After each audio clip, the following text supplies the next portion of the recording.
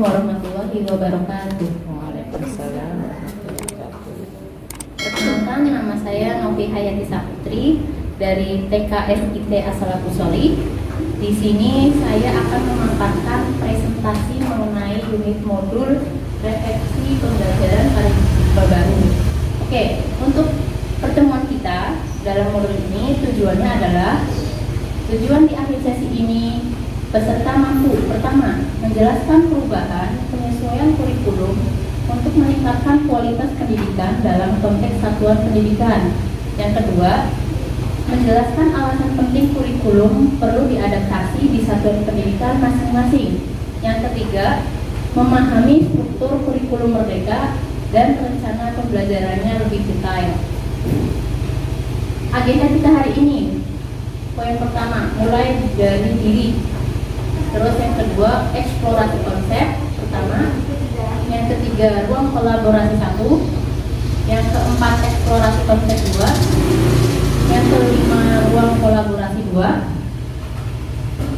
Yang keenam, refleksi terbimbing. Ketujuh, elaborasi pemahaman. Dan yang kedelapan, rencana aksi nyata. Mulai dari diri. Oke, sekarang coba, ada yang tahu sebagai pendidik selama ini apa yang Bapak Ibu gunakan sebagai panduan dalam merencanakan pembelajaran belajar murid? Ayo. Kurikulum. Oke, betul itu Bu Mita. Kita sebagai seorang pendidik sebelum merancang suatu pembelajaran, tentunya kita membutuhkan modul ya, membutuhkan panduan. Nah, panduan itu adalah kurikulum. Eksplorasi konsep 1. Apa itu kurikulum? Ayo, dari teman-teman ada yang bisa menjawab?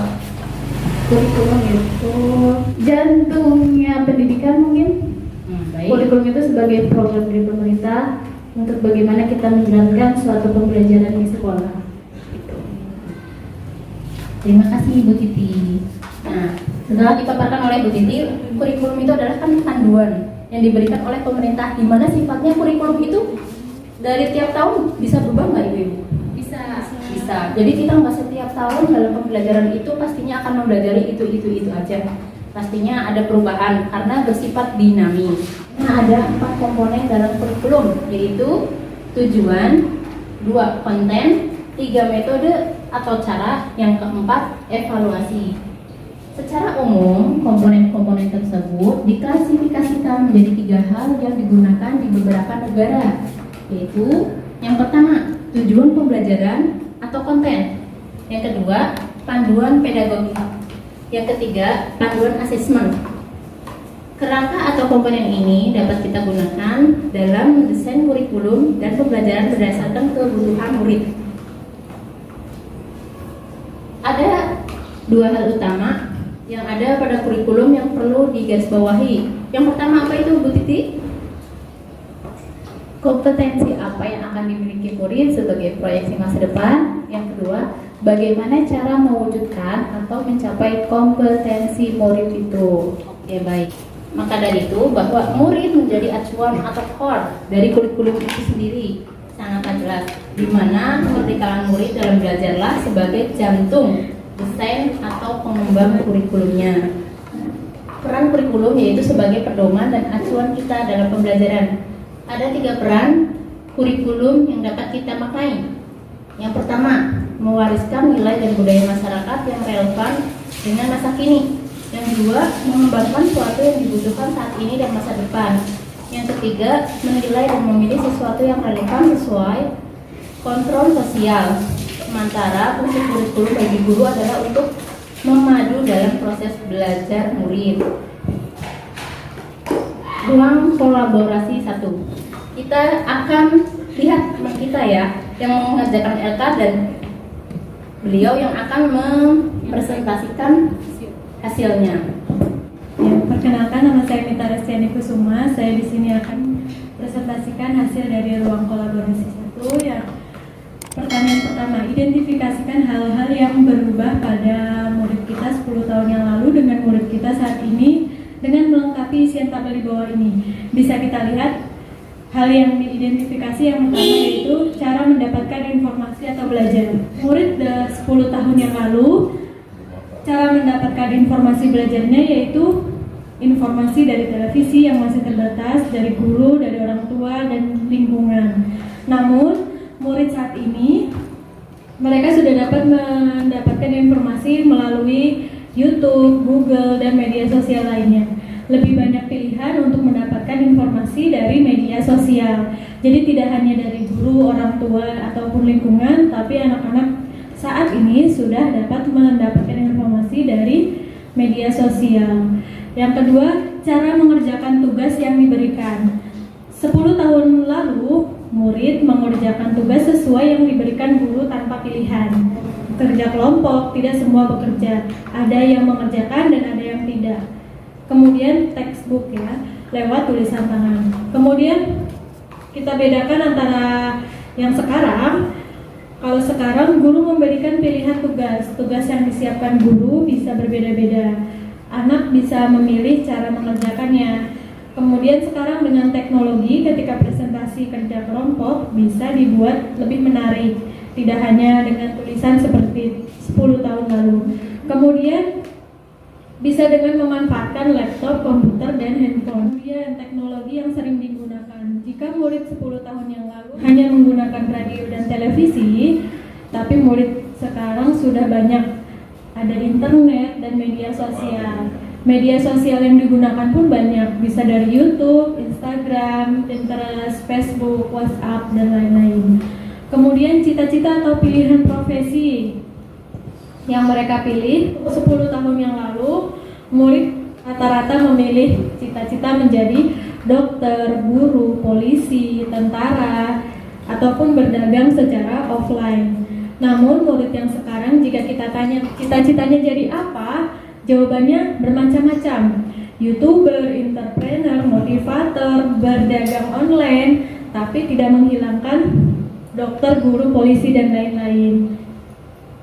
Kemudian permainan yang sering dimainkan bersama. Ini bisa kita lihat perbedaannya secara langsung ya Bu. 10 tahun yang lalu, anak-anak atau murid bermain petak umpet, engklek, lompat tali, bentengan, dan lain-lain permainan yang mengadu fisik.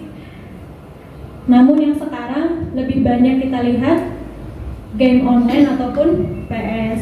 Jadi bermainnya masih bersama-sama, namun dengan permainan yang berbeda. Lanjut pertanyaan yang kedua, bagaimana selama ini Bapak atau Ibu merespon perubahan tersebut? Jadi respon kami adalah dengan bertambahnya perkembangan zaman dan teknologi, maka banyak perubahan yang bisa dimanfaatkan untuk menjadi kegiatan pembelajaran. Misalnya melalui video pembelajaran yang bisa melalui YouTube, kemudian memanfaatkan Pinterest untuk mengambil media pembelajaran, kemudian memanfaatkan game interaktif untuk belajar supaya lebih menarik agar anak-anak pun tidak bosan. Pertanyaan yang ketiga, ketika terjadi perubahan kurikulum, bagaimana Bapak atau Ibu menyikapinya? Guru harus siap karena hakikatnya kurikulum itu ada pada guru. Jika guru tidak mampu mendalami kurikulum yang berlaku, maka tujuan pendidikan yang diharapkan tidak akan tercapai. Setelah kita melihat presentasi dari Bu Mita terkait dengan LK1, kita akan lanjut dengan pembelajaran di modul eksplorasi konsep 2. Nah, ini diantaranya salah satu alasan perubahan kurikulum. Alasan perubahan kurikulum dari materi sebelumnya, kita mempelajari bahwa kurikulum yang baik adalah kurikulum yang sesuai dengan zamannya. Kurikulum bersifat dinamis dan terus dikembangkan atau diadaptasi sesuai konteks dan karakteristik murid demi membangun kompetensi sesuai kebutuhan mereka kini dan masa depan. Jadi pengertian kurikulum di sini adalah kurikulum itu bersifat dinamis, selalu bergerak, tidak sekak di situ saja, agar dan kurikulum itu dilihat sesuai dengan kebutuhan murid-murid kita. Kita nggak bisa mengabaikan itu ya Ibu-Ibu ya. Alasan perubahan kurikulum selanjutnya adalah perubahan dan perkembangan yang terjadi begitu cepat saat ini menuntut kita untuk selalu siap beradaptasi dengan perubahan tersebut dengan meningkatkan beberapa kompetensi tertentu. Proyeksi pendidikan 2030 yang dilakukan oleh OECD, kompetensi tidak hanya berfokus pada aspek kognitif, sikap, psikomotorik, tapi juga ada value atau nilai yang melengkapi kompetensi murid. Saat ini, kualitas, literasi, dan numerasi, kesehatan mental dan sosial emosional murid merupakan fondasi atau prasyarat yang diperlukan murid untuk membangun kompetensi transformatif. Murid dengan siklus belajar antisipasi, aksi, refleksi menuju pembelajar sepanjang hayat. Mengutip dari pernyataan Ki Hajar Dewantara, yaitu memberi ilmu demi kecakapan hidup anak dalam usaha mempersiapkannya untuk segala kepentingan hidup manusia, baik dalam hidup bermasyarakat maupun hidup berbudaya dalam arti seluas-luasnya. Maksud pendidikan itu adalah menuntun segala kekuatan kodrat yang ada pada anak agar mereka dapat mencapai keselamatan dan kebahagiaan yang tingginya baik sebagai manusia maupun anggota masyarakat. Alasan perubahan kurikulum selanjutnya, ketika kita merancang kurikulum, kita harus menetapkan kebutuhan, pendapat, pengalaman hasil belajar, serta kepentingan murid sebagai rujukan utama.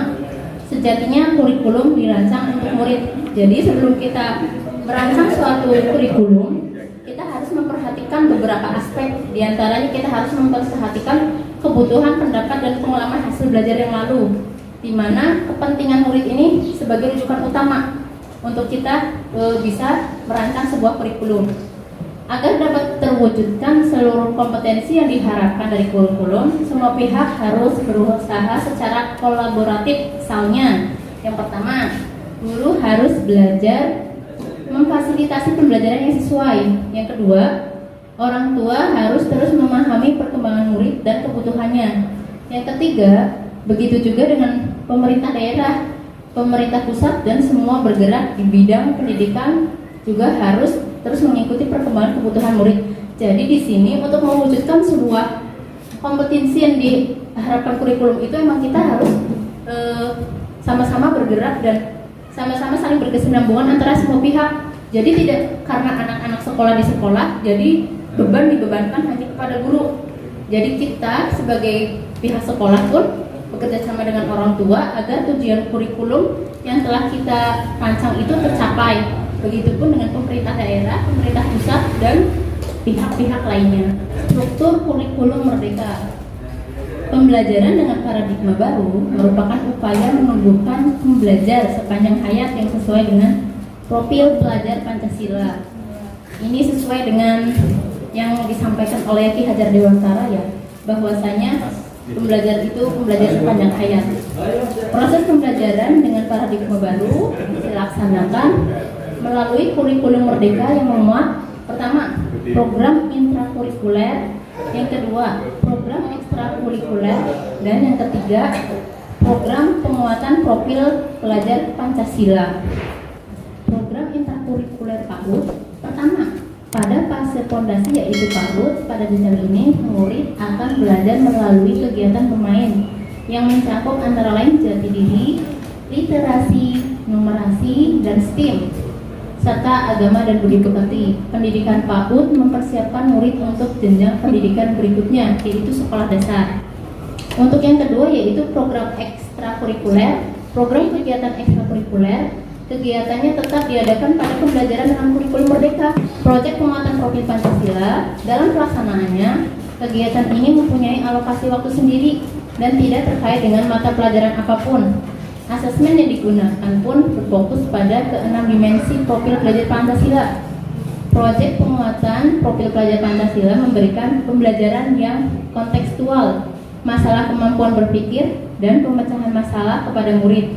Murid pun juga belajar mengaplikasikan ilmu lintas disiplin atau program ini. Ada yang tahu dalam 1 tahun ajaran itu kita memiliki berapa proyek? 4, betul, sebutkan. Ada 4 topik P5, diantaranya Aku Sayang Bumi, Aku Cinta Indonesia, Bermain dan Bekerja Sama, dan Imajinasiku. Terima kasih Bu Titi. Oke, 4 yaitu asesmen. Asesmen merupakan proses pengumpulan dan pengolahan informasi untuk mengetahui kebutuhan belajar, perkembangan, dan pencapaian hasil belajar pendidikan mempunyai wewenang untuk merancang, menentukan teknik, dan waktu pelaksanaan asesmen sesuai dengan kondisi dan kebutuhan. Kita pahami bahwa asesmen berperan memberikan informasi sebagai umpan baik bagi guru, murid, dan orang tua agar dapat memadu mereka dalam menentukan strategi pembelajaran selanjutnya. Asesmen juga sebagai bahan refleksi untuk meningkatkan mutu pembelajaran. Asesmen yang dilakukan di kelas bukan hanya memberikan data perkembangan belajar murid, tetapi juga upaya untuk terus meningkatkan kualitas pembelajaran. Yang kelimanya yaitu adalah alokasi waktu. Satuan pendidikan juga memiliki keleluasaan untuk menentukan alokasi waktu pembelajaran. Ada 3 alternatif model pembelajaran yang dapat diadaptasi, yaitu reguler, blok, dan mode kolaborasi dengan mempertimbangkan sarana prasarana jam mengajar guru atau strategi lainnya agar pengorganisasian kegiatan belajar berjalan lancar. Nah, untuk selanjutnya yaitu perangkat ajar. Sesuai keleluasaan dalam menentukan alokasi waktu, kita juga mempunyai keleluasaan untuk memilih dan memberikan perangkat ajar kepada murid selama masih ada dalam prinsip pembelajaran dengan paradigma baru. Jadi perangkat ajar bukan hanya melalui buku teks, tetapi bisa menggunakan media lain seperti modul ajar, modul proyek, buku non-teks, video, dan media cetak atau digital. Untuk kurikulum merdeka didesain dengan prinsip pendidikan berpusat pada murid, sehingga dalam pelaksanaannya harap diperhatikan bahwa masing-masing satuan pendidikan dapat menyesuaikan kurikulum sesuai dengan konteksnya. Refleksi terbimbing. Ketika kurikulum berubah, apa saja implementasi yang mengikutinya?